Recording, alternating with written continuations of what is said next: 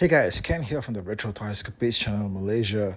So today's video is a bit of a surprise for me as well because I just did a video a couple of weeks ago talking about how the Hot Wheels Transformers 1/64 scale die-cast model of Barricade, the Decepticon, had been recalled. Okay, so this was part of a series of 5 vehicles that they've put out as part of this crossover between Hot Wheels and Transformers. I've been covering most of it on the channel here, but when it came to this particular wave, it seems like only 4 out of the 5 vehicles were released. At first, I didn't think that there was anything amiss. Okay, I just thought that maybe Barricade, being true to how it was back in the day, was always a really hard to find character. All right, but then it turns out that there was all these rumors leaking around that the thing had been recalled, and I was like, what? Okay, what was the reason for that? Okay, was there something wrong with the car? All right, so I checked with a few people online, a few sources that I had, and it turns out that this thing was actually recalled because of the wording that was on the vehicle. Barricade's infamous and iconic quote, "to punish and enslave." Okay, so that was a permanent fixture of the Barricade police car vehicle since the dawn of the toys that came out with the 2007 movie. This thing was always on every Barricade release, right? But it seems like now, in this current day and age, that line on a police cruiser is a problem. Okay, it's a huge problem, right? Even though Barricade is just a fictional character, guys, may I remind you that this whole Transformers world is just fictional. Doesn't exist in our reality, okay? Except only in our imagination. So anyway, I thought that was the end of the story.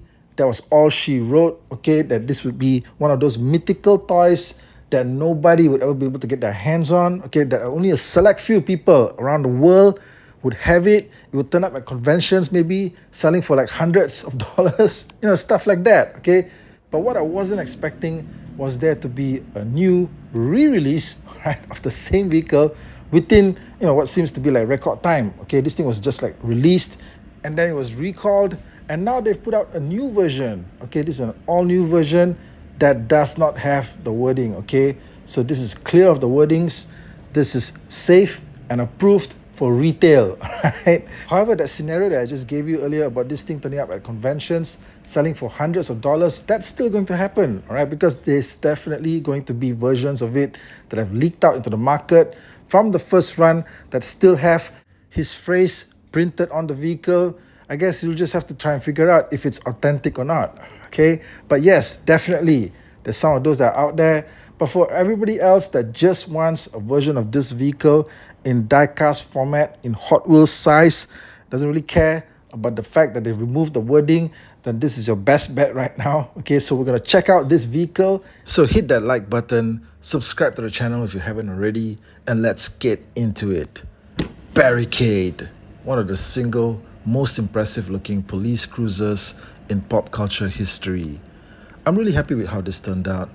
And let me tell you, even with this thing missing his iconic quote, he's still awesome looking. But yes, as you can see, this is the new third version of Barricade, the one that's been domesticated.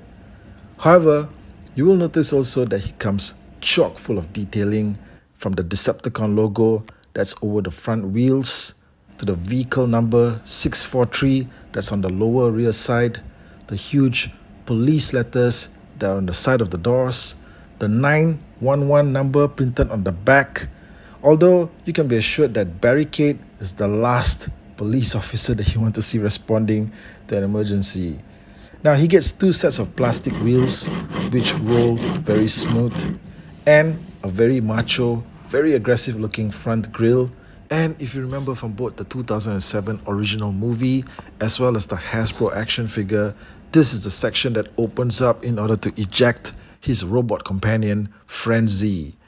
The top of the cruiser has the 643 identification number in huge bold print. This turned out very nice. And in fact, as a Decepticon, it makes Barricade really easy to spot, okay? Also, I love the fact that you get this blue tint that you see on the edges of both the front and back windscreen, and also on the sirens. Now, when you look closely through the windscreen, you'll see some very nice detailing on the interior, like the seats, the dashboard, and the steering wheel. And on the back here, there's something that I wasn't expecting. but they actually included a sculpted spare tire that's fully visible through the rear window. Very cool touch. There's detailing here on the rear bumper as well. They've slapped on some red paint on the back lights, which really adds a lot of definition to the glossy black paint decor. The rims have some good and rugged looking detailing on them as well. If you notice, the rear wheels are in fact larger than the front ones. And as you work your way to the undercarriage, you see the manufacturing info. Now this model was first casted in 2021 and it's labeled a Ford Mustang GT concept. Okay, but I got a lot of feedback from you guys in my last video talking about this. And yes, this model is in fact supposed to be a Ford Celine SZ81. Okay, for some reason, Hot Wheels did not use the correct vehicle model for the packaging. I'm not really sure why, okay? I'm pretty sure all those old Hasbro Barricades used official licensing for the vehicle models. So I dug up this old Interrogator Barricade figure. This thing came out back in 2009 as a tie-in to the second Transformers movie, Revenge of the Fallen, even though Barricade did not actually appear in the movie, okay? Yet Hasbro re-released him with some additional parts like these probing arm attachments, okay, that are meant for him to perform some sort of scary interrogation. Everything else about him is still the same Barricade figure though, although he doesn't come with Frenzy, okay. Now this is one of the last times ever, okay, that you could get a deluxe sized Transformer that was actually the size of what you would call a Voyager today, okay, because if you remember back in the day, deluxes were huge, right?